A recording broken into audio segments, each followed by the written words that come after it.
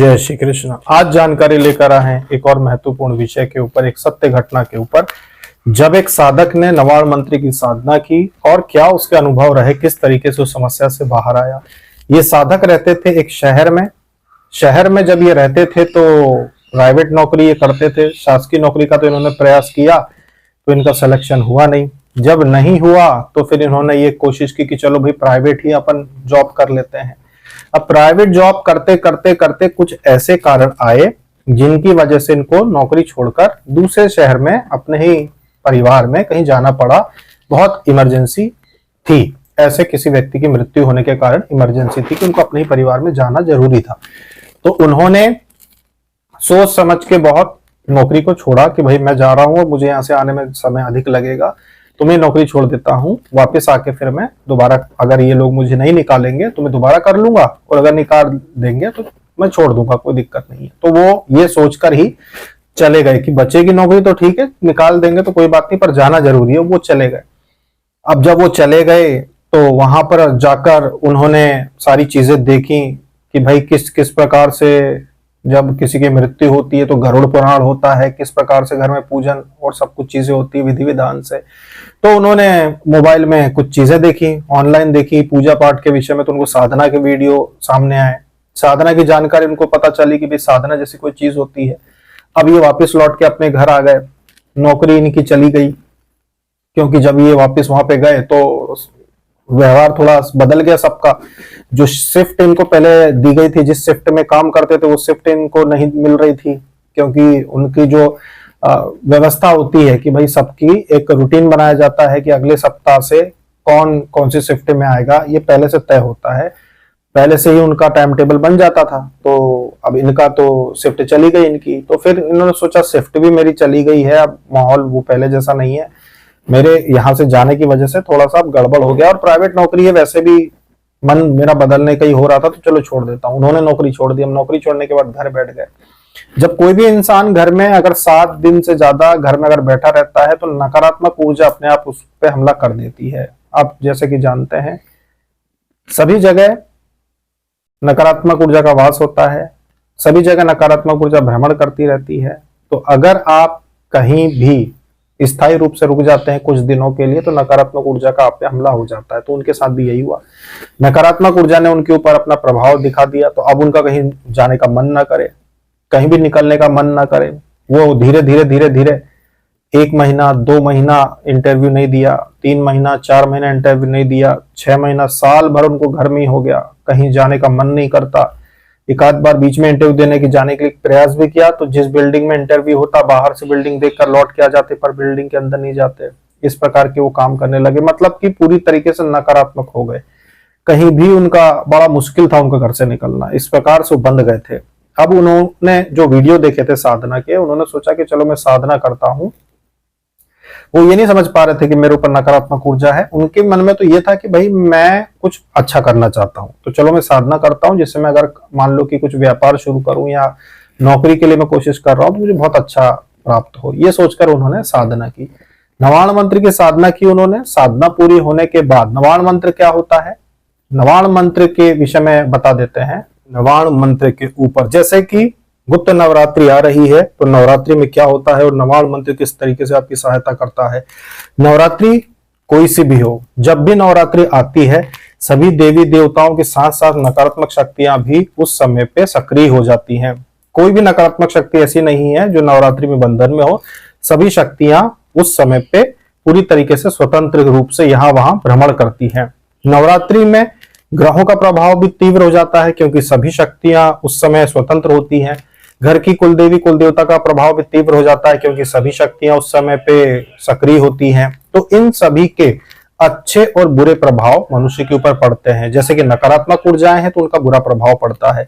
किसी के घर में नकारात्मक ऊर्जा रह रही है, किसी के शरीर में नकारात्मक ऊर्जा है, किसी की बुद्धि में नकारात्मक ऊर्जा है, उसका प्रभाव भी उस समय पर आप पर और ज्यादा दुगना हो जाता है, जो आगे चल के और ज्यादा नुकसान करता है। नवाण मंत्र एक ऐसा मंत्र है जिसमें सभी देवियों का वास होता है, सभी देवियों को इसके द्वारा सिद्ध किया जा सकता है। मूल, जैसे कि सभी देवियों की मूल माँ दुर्गा हैं, तो माँ दुर्गा जी की जितनी भी अंश अवतार होते हैं, जैसे कि 9 दुर्गाएं, 10 महाविद्याएं, ये सभी प्रकार के दोषों को दूर करने में सक्षम है।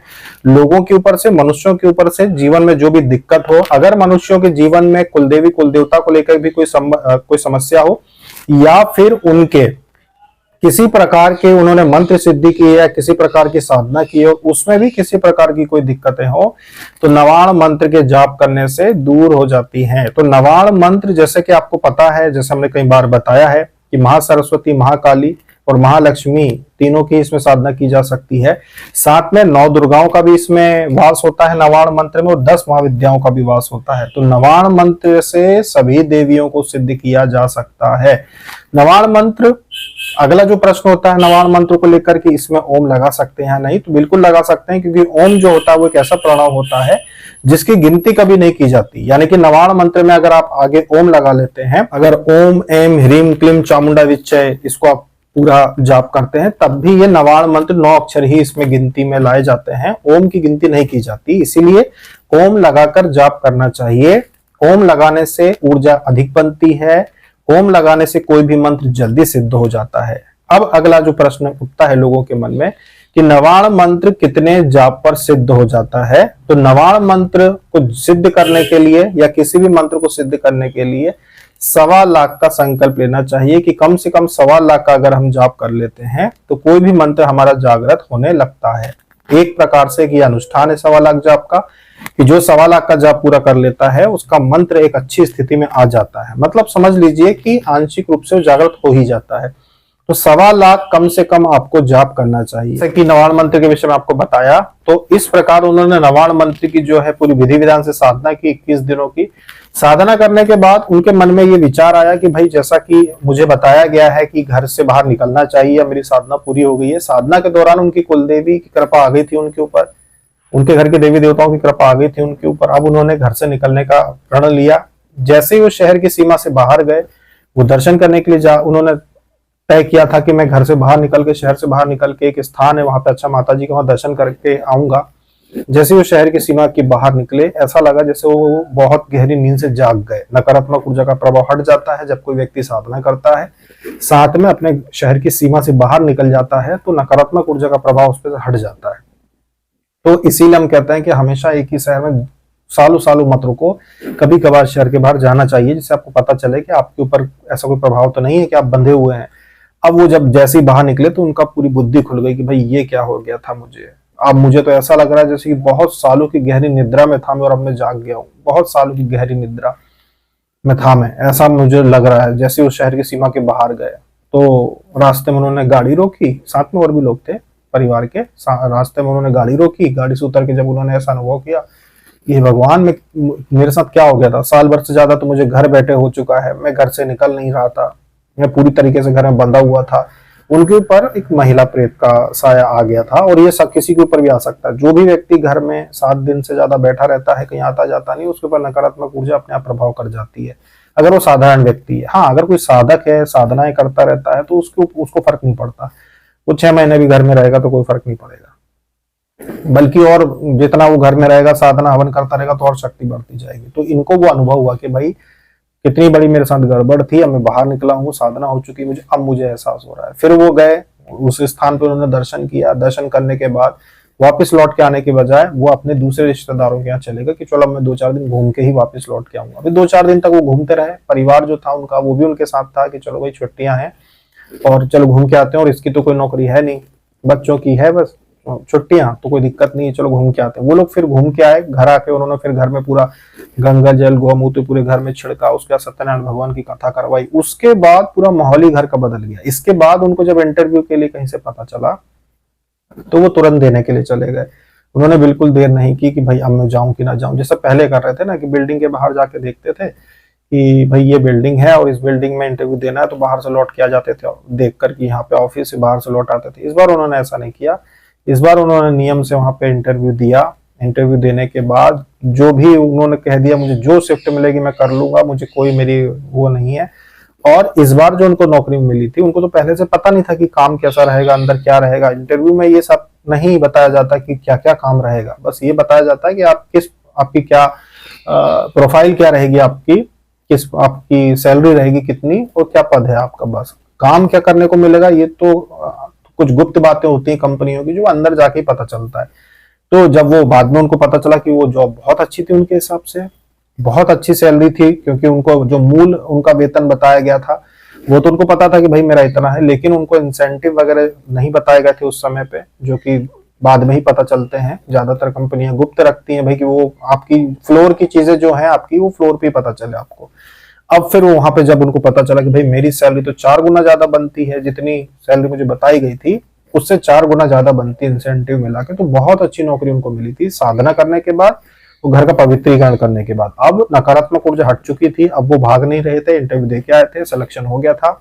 अब उन्होंने नियम बनाया कि अब दोबारा मेरे ऊपर ऐसी चीजों का प्रभाव ना हो, इसलिए अब मैं ऐसा करूंगा कि कोई ना कोई पूजा पाठ प्रतिदिन करूंगा। अब उन्होंने प्रतिदिन हनुमान चालीसा, कभी कोई आरती उन्होंने कर ली, कभी कोई व्रत रख लिया, इस प्रकार से उन्होंने शुरू कर दिया कि भाई मैं व्रत करूंगा मंगलवार का, और हनुमान चालीसा मोबाइल में प्रतिदिन पढ़ूंगा। ये उन्होंने संकल्प लेकर ये चीज उन्होंने शुरू कर दी। धीरे धीरे धीरे दिन बीतते गए, फिर उनको प्रमोशन मिला, प्रमोशन मिलके फिर वो आगे बढ़े, और आज भी वो बहुत अच्छे पद पर ही काम कर रहे हैं।